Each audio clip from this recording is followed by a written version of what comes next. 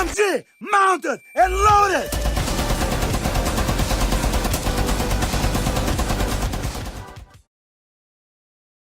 Hello and welcome to this installment of Chanka News Network.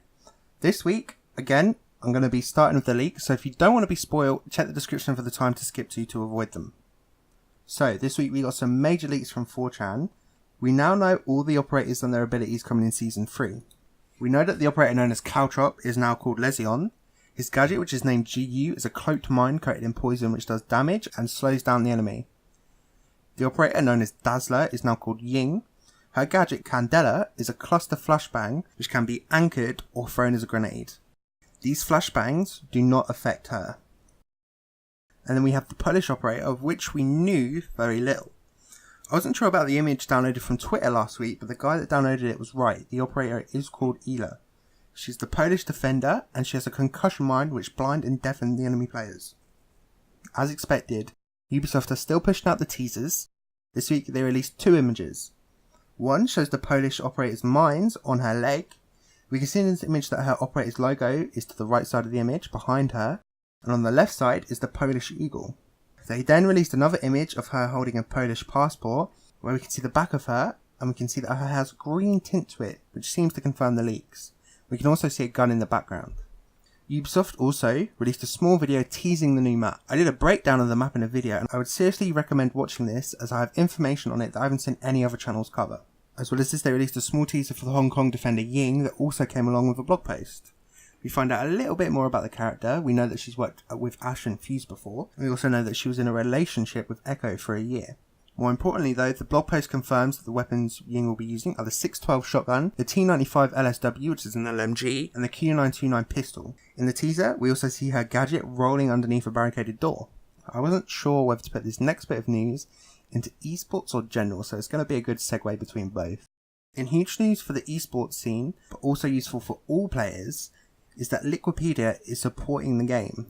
This is basically a community-run wiki that tracks the basics of the game, but more importantly, on the esports side, it tracks the teams of the game, it tracks the tournament, and the players. This includes all the main tournament, org changes, and roster changes. This will make it a lot easier to keep track of the scene. Another big news story this week in esports, but this one isn't as pleasant. The Vertical Gaming has left the organisation after not being paid and the gaming house being a lie. King George has uploaded a video explaining the whole situation, and I would recommend you go and watch it. But to give you a quick rundown, one member of the community have reached out to George to start an org after leaving Era. He had been known amongst streamers for giving high tips, so at first all seemed legit. There was a few issues with the payments being a few days late, but nothing too off. They were always paid up until this point. The house was offered, and there was a few issues, which is where things start to get weird. This month, the payment is supposed to go out on the 9th, and it didn't go through. After the issues with the house, George said if they weren't paid, they'd be leaving the organisation, which is exactly what happened. In the end, King George has been stung because he's having to pay for everyone's plane tickets to Nevada. Eclipse has also been stung because he didn't renew his lease on his apartment because he knew they'd be moving to the gaming house. Everyone has also lost their salary because, as I said before this, they were all paid every month. Last week, I showed you guys the schedule for the finals. Now, apparently, the French Rainbow Six account got the times wrong. This is the correct times, and it's now in English, and it's confirmed Central European time.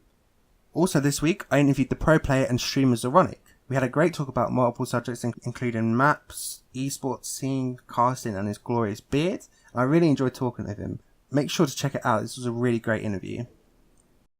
In the 6 LAN series, Penta won the second season, beating Planet Q Dynamics.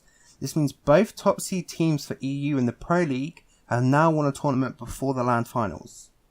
Today, the Australians played the finals of the ANZ Invitationals. The top 2 teams in the region, Atletico Esports, fought Corvidae. The game was a best of 5 and Atletico took the win 3-2. In fashion news, we continue with the birthday charms. This week it's one for Buck, and following the usual pattern is play him in 7 games. If you didn't know, this can be done in Terrace Hunt, making it really easy. We also saw a headgear bundle for the GIGN this week. The bundle features headgear for Doc, Rook, Montagna and Twitch. The headgear has a grey camouflage and the side of the helmets has a small French emblem. A new bundle for Fuse was also announced, but it doesn't seem to be in the store yet. This is the bundle that was shown on one of the developer screens during the last LAN finals when they had the Operation Hell video. This comes with a headgear and a uniform for Fuse, as well as a skin for the AK-12.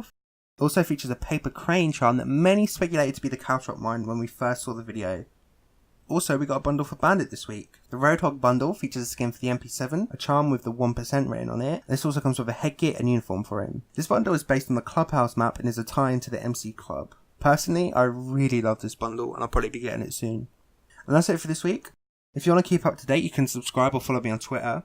If you want to discuss the news, you can leave a comment, or even better, you can join my Discord. And as always, remember, That Chanka will always stand by you.